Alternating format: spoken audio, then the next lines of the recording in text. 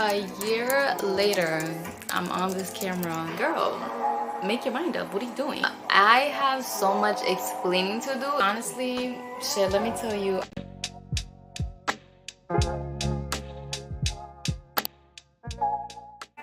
Oh my gosh. This feels so weird to even record, but I gotta get used to it. I really do. Y'all, I have a lot of explaining to do. I'm not even gonna lie. Like, I think the last time you guys heard was me moving out and the reason why I moved out. Life has been so crazy this past 2024. It's honestly been like a movie. Last year, it was a lot of like changes within me. You know, I got in a relationship, so a lot of that stuff really implements on my daily things. Let me explain what has been happening now in my life. So I think at 6 p.m. today, like what time is it right now? It's 10:10. Let me show you right now. It's 10:10 and at 6 p.m. or sometime that I quit my job, y'all. And I'm not gonna lie, my job really held me down from the time that I moved from Connecticut to Brooklyn. That job is what got me to where I am right now, which I'm really blessed for.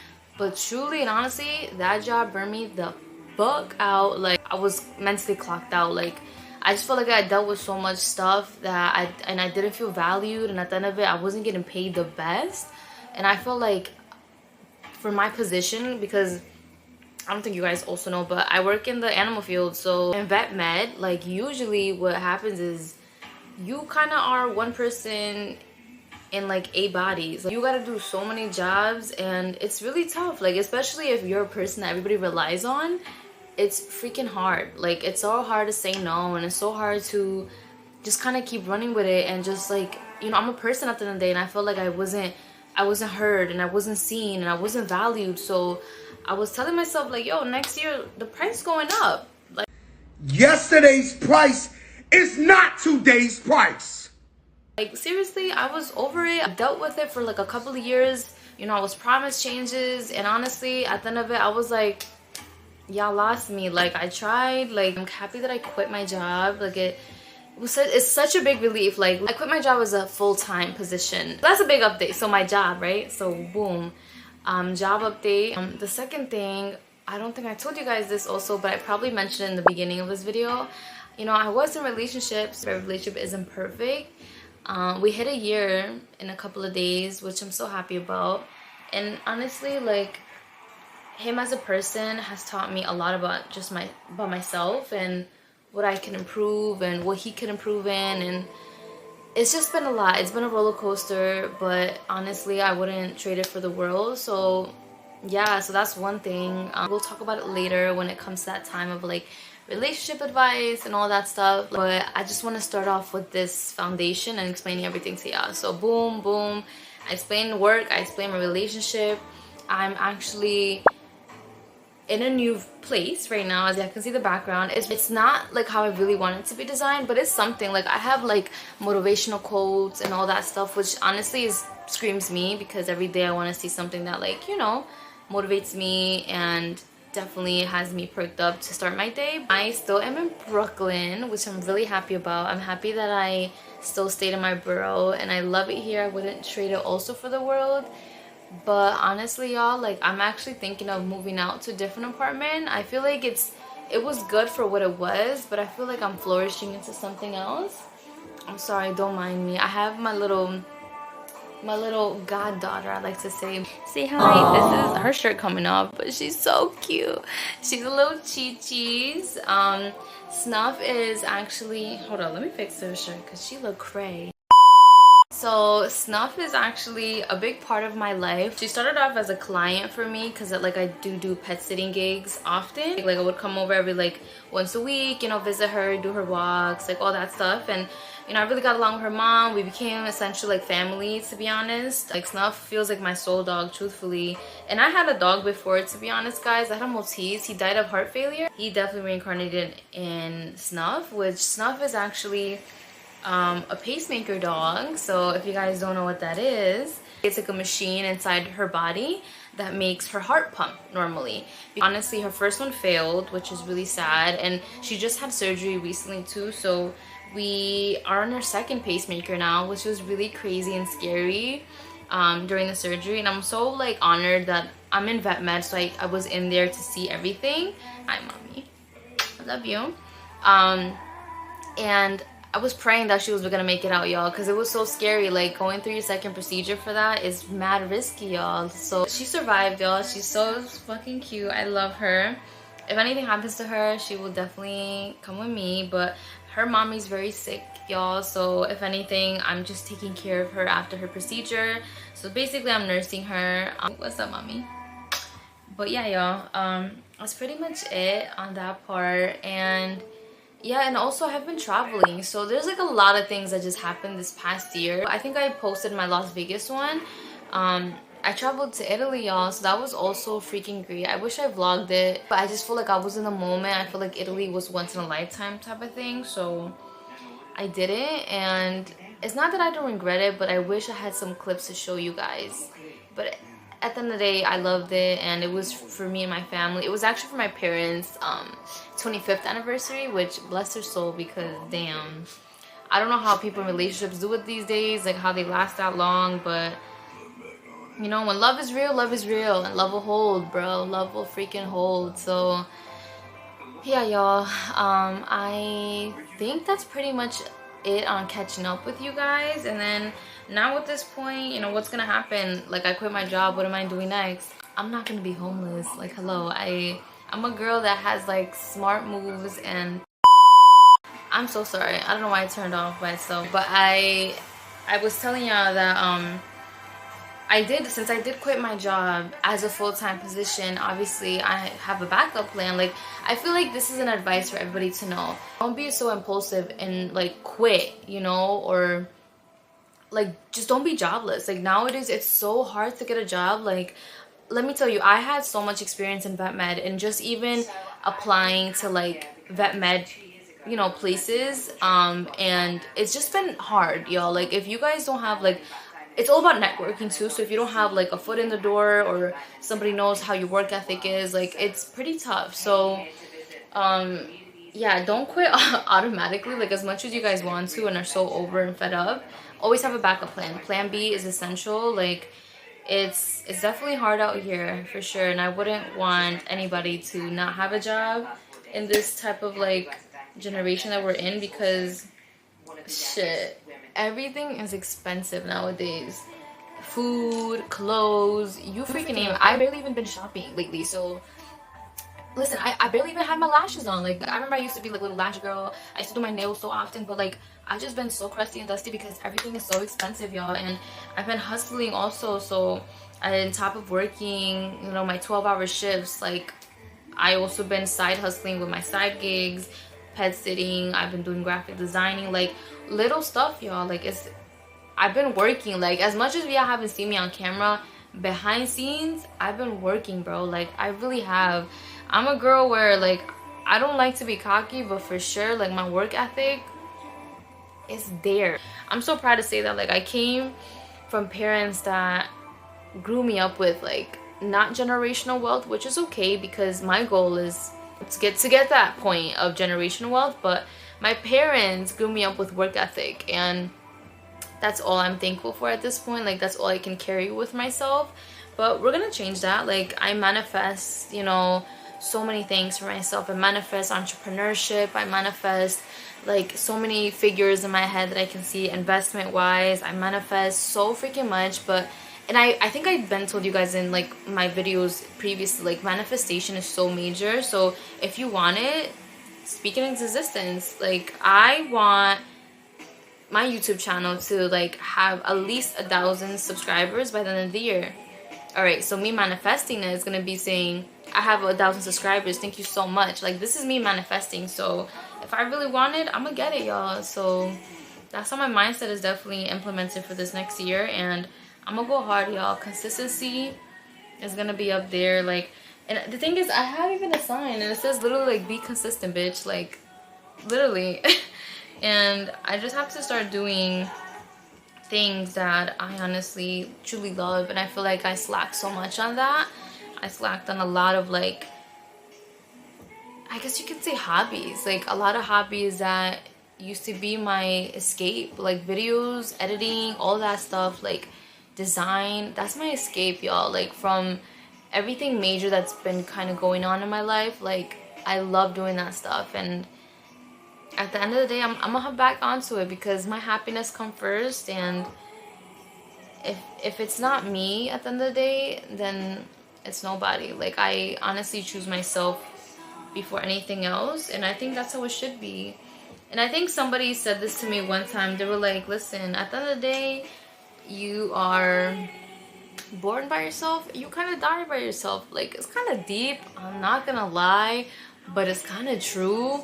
So like, you gotta do what you gotta do at the end of the day for yourself, right? Right? She's looking at me like, girl, who are you talking to? I'm talking to the camera. I know, I feel so weird too, but we gotta get our YouTube back too, girl, right? But yeah, y'all, this has been such a lengthy vlog. But anyways, you guys are gonna see the other pre-recorded video because I promise y'all, I haven't been slept.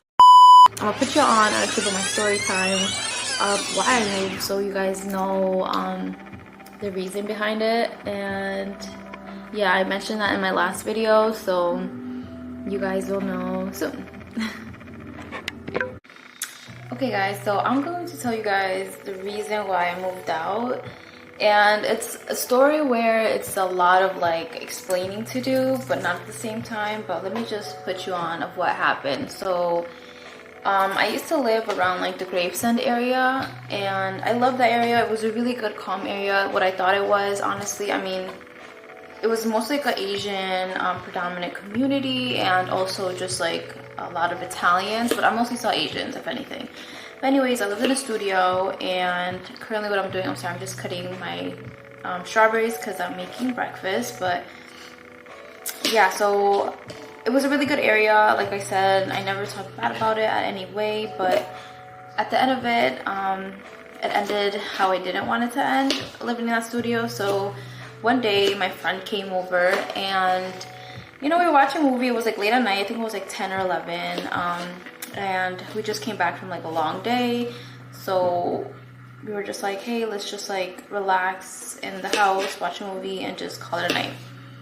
Well, we thought we were gonna relax and call it a night. Eventually something happened. So we were watching the movie, and then it was like a hot night that day, so we ended up like opening the doors. So how my door is, I usually have like a screen door, and it was like a terrace kind of vibe. So there's a screen door, and then it's like your door that you lock it. So what had happened was I accidentally fell asleep, and I had the door open because we were trying to get fresh air. I left the screen door open actually, and obviously the real door was open too with it.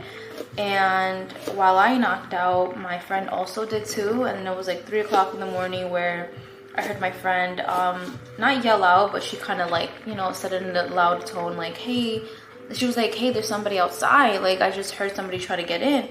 And I honestly just like woke up, and I was like scared to my mind. It was like dark outside. I didn't know if the person was still standing outside.